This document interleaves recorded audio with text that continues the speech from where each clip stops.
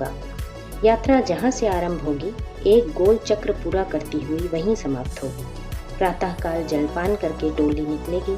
रास्ते में सहारे वाली दीवारों पर आदर्श वाक्य लिखती चलेगी।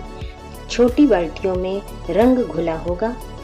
सुंदर अक्षर लिखने का अभ्यास पहले से ही कर लिया गया होगा। 1. हम बदलेंगे, युग बदलेगा। 2. हम सुधरेंगे, युग सुधरेगा। 3. नर और नारी एक समान, जाति वंश सब एक समान। वाक्यों की प्रकाशित श्रृंखलाएं जो जहां उपयुक्त हो वहां उन्हें ब्रश से लिखते चलना चाहिए। रात्रि को जहां ठहरना निश्चय किया हो वहां शंख घड़ियालों से गांव की परिक्रमा लगाई जाए और घोषणा की जाए कि अमुक स्थान पर तीर्थयात्री मंडली के भजन कीर्तन होंगे।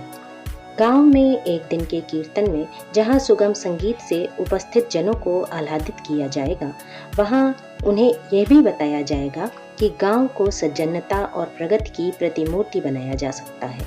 प्रौढ़ शिक्षा, बाल संस्कारशाला, स्वच्छता, व्यायामशाला, घरेलू शाक वाटिका, परिवार नियोजन, नशाबंदी, मितव्ययिता, सहकारिता, वृक्षारोपण आदि सत्प्रवृत्तियों की महिमा और आवश्यकता बताते हुए यह बताया जाए कि इन सत्प्रवृत्तियों को मिलजुल कर किस प्रकार कार्यान्वित किया जा सकता है और उन प्रयत्नों का कैसे भरपूर लाभ उठाया जा सकता है।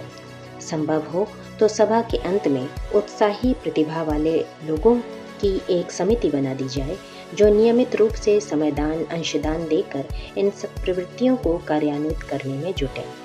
गांव की एकता और पवित्रता का ध्वज अशोक वृक्ष के रूप में दूसरे दिन प्रातःकाल स्थापित किया जाए। यह देव प्रतिमा उपयोगिता और भावना की दृष्टि से अतीव उपयोगी है। इन आंदोलनों का 1 लाख गांवों में विस्तार हेतु शांति कुंज ने पहला कदम बढ़ाया है। इसके लिए संचालन केंद्रों की स्थापना की गई है। वहां 4-4 नई साइकिलें, 4 छोटी बाल्टियां, बिस्तर बंद, संगीत उपकरण, साहित्य आदि साधन जुटाए गए हैं। इनके सहारे यात्रा की सभी आवश्यक वस्तुएं एक ही स्थान पर मिल जाती हैं और कुछ ही दिनों की ट्रेनिंग के उपरांत समयदानियों की टोली आगे बढ़ चलती है।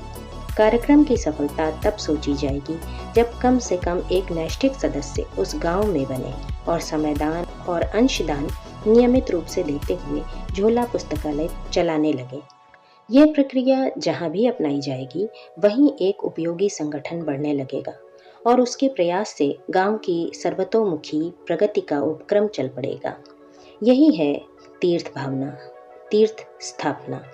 इसके लिए 1000 ऐसे केंद्र स्थापित करने की योजना है जहां उपरोक्त तीर्थ यात्राओं का सारा सरंजाम सुरक्षित रहे।